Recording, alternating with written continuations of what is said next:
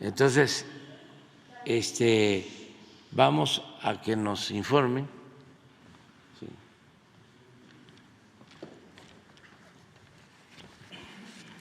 Muchas gracias, señor presidente. Buenos días a todas y a todos. Gracias.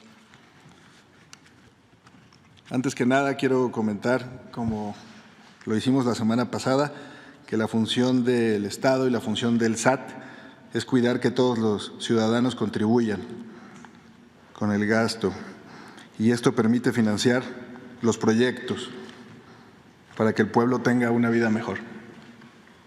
Siempre hemos hecho nuestro trabajo con apego a la legalidad. Durante todos estos años, todas las auditorías que hemos realizado han sido con apego a la legalidad.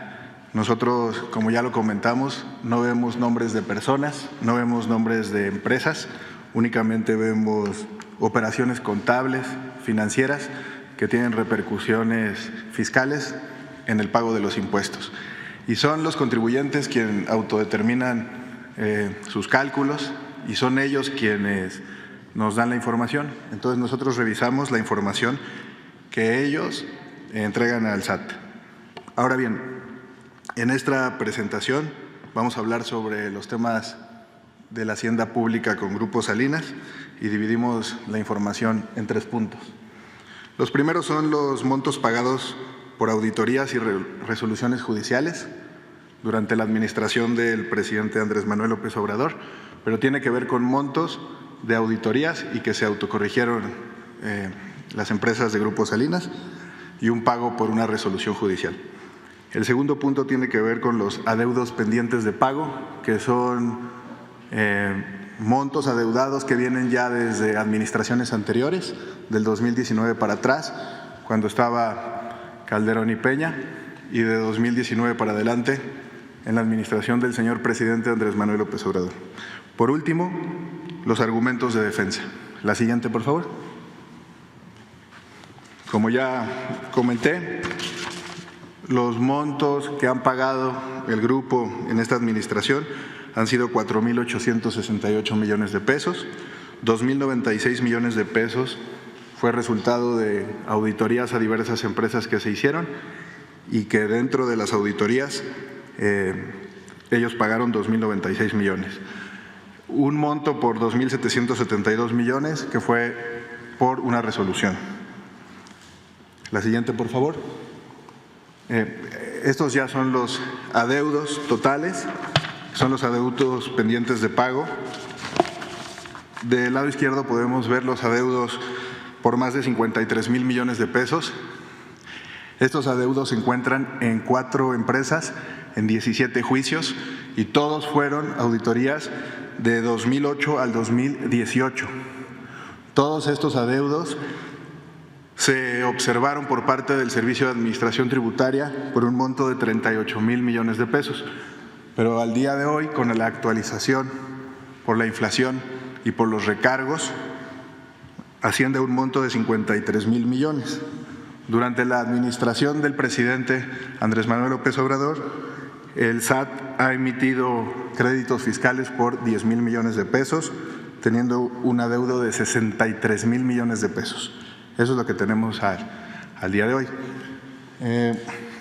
Más del 90% de este adeudo tiene que ver con el tema de consolidación fiscal, que es un tema ya viejo, que es un tema que se dio del 82 al 2013, y que en el 2013 se canceló esta figura que daba beneficios de diferir el pago del impuesto sobre la renta y de sumar ganancias y pérdidas dentro de un grupo empresarial.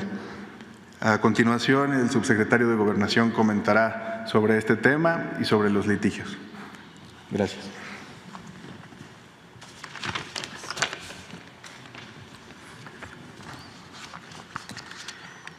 Gracias, muy buenos días. Con su permiso, señor presidente. Primeramente, explicaré en qué consiste la consolidación fiscal, que es el principal tema de las auditorías que tienen que ver con los adeudos de este grupo. La consolidación fiscal, si recuerdan, otorgaba a los contribuyentes 2 beneficios. El primero, otorgaba la posibilidad de sumar las ganancias y las pérdidas de un solo grupo y con ella tener un mismo resultado. El segundo permitía diferir o aplazar el pago del impuesto sobre la renta. Por ejemplo, y lo podemos ver ahí en la lámina, si una empresa tenía una utilidad de 10 pesos y otra de este mismo grupo empresarial una pérdida de 5, la consolidación fiscal permitía pagar únicamente impuestos sobre la renta sobre 5 pesos y no sobre los 10 pesos, es decir, solamente sobre la diferencia. Dicho esquema, como ya se mencionó, terminó en 2013 y las empresas tenían la obligación de pagar los impuestos que hubieran postergado y de los que se beneficiaron en el pasado. La consolidación fiscal fue una figura de diferimiento de impuestos, no de condonación o cancelación de estos. Siguiente, por favor. Como ya se mencionó, derivado de las auditorías de 2008 a 2013, se concluyó que 2 empresas de este grupo empresarial adeudaban cerca de 33,000 millones de pesos, los cuales actualmente se disputan en 7 juicios. Estas empresas, usando su estructura legal y corporativa, han impugnado y retrasado la emisión de una sentencia definitiva que las obligará al pago de sus impuestos. Solo por citar un ejemplo, en uno de los juicios, desde marzo de 2014, la empresa tenía la obligación de pagar sus impuestos y en noviembre del 2015 el SAT revisó este tema, pero no estando de acuerdo con esta determinación, la empresa se inconformó y posteriormente promovió un juicio de nulidad que 5 años después, es decir, en octubre de 2020, reconoció la validez de este cobro que hacía el SAT. Pero también vemos cuánto tiempo se tarda en resolver cada instancia judicial.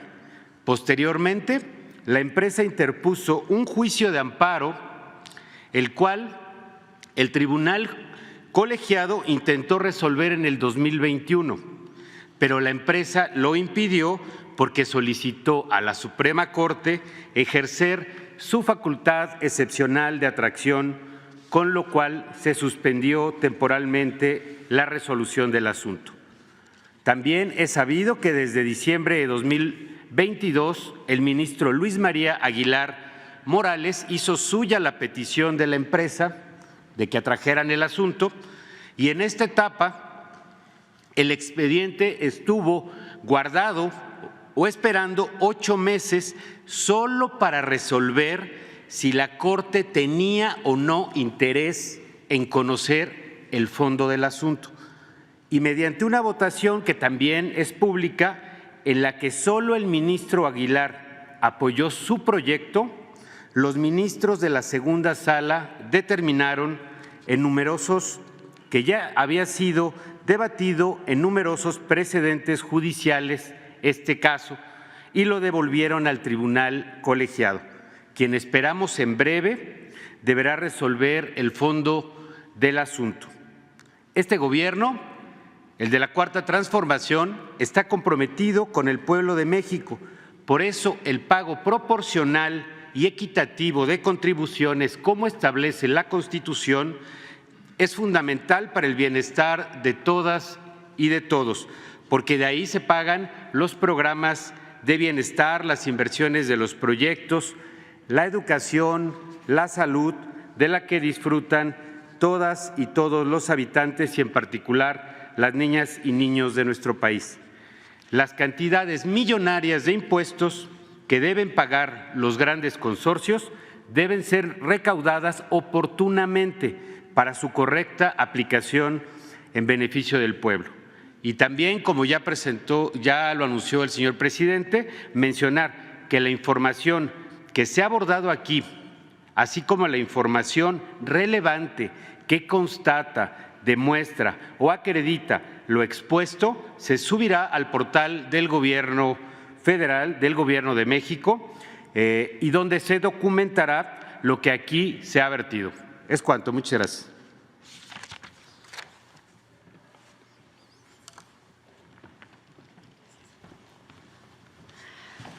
Buenos días a todas y a todos. Por lo que respecta a la Procuraduría Fiscal de la Federación y en el ámbito de las atribuciones legales y técnicas que tiene esta instancia de la Secretaría de Hacienda y Crédito Público en el ámbito legal, a continuación les vamos a mencionar de manera general algunos de los argumentos de defensa que este grupo empresarial ha utilizado en sus estrategias legales y que han sido llevados a juicios. En primer orden, tenemos que manifiestan que las empresas del grupo utilizan interpretaciones a modo para justificar un supuesto cumplimiento de sus obligaciones fiscales. Al respecto, cabe señalar que las autoridades fiscales o la defensa que llevamos a cabo evidentemente es para comprobar ante la autoridad jurisdiccional la correcta interpretación de la norma que se lleva a cabo por la autoridad fiscal, y cabe señalar que en la mayoría de los casos se ha ganado. Esta interpretación ha sido utilizada de manera correcta por la autoridad fiscal. Se alega también por parte del grupo que la inconstitucionalidad de las leyes que aplica la autoridad fiscal va en contra de los intereses de este consorcio.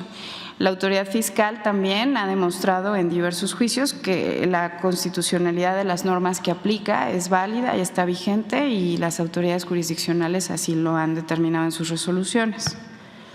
También argumentan que las autoridades fiscales cometen errores en sus auditorías y revisiones, los llamados errores de forma, y la autoridad ha defendido la legalidad de sus actos y sus procedimientos, y en algunos de los casos en que se han detectado situaciones de forma que hay que corregir, la autoridad fiscal lo ha llevado a cabo, subsistiendo los actos y pudiendo reponer los procedimientos adecuadamente. Esto no ha evitado que se pueda mantener la validez de los cobros o las solicitudes por parte de la autoridad.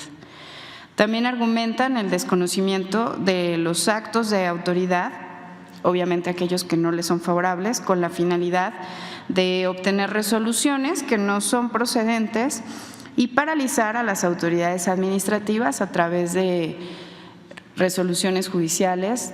Podríamos mencionar suspensiones que les pueden generar indirectamente además perjuicios a la sociedad por la dilación en la aplicación de los actos de autoridad. La autoridad fiscal ha aportado pruebas y demostrado en cada uno de los juicios que han intentado estas tácticas que las notificaciones, los plazos y los cobros que ha realizado la autoridad fiscal se han realizado en tiempo y en forma. También tenemos que en los procedimientos y controversias que promueven, interponen recursos o medios de prueba que resultan en muchos casos innecesarios con la finalidad de retrasar la resolución de los asuntos. Las autoridades fiscales han acudido a todas las instancias judiciales para contestar cada una de las demandas y cada uno de los recursos que interponen, y en estos casos se ha sido muy enfático por parte de la defensa de la autoridad fiscal que se está en presencia de estrategias para retrasar las resoluciones de los juicios y el cumplimiento de las obligaciones fiscales. Es cuanto, señor presidente.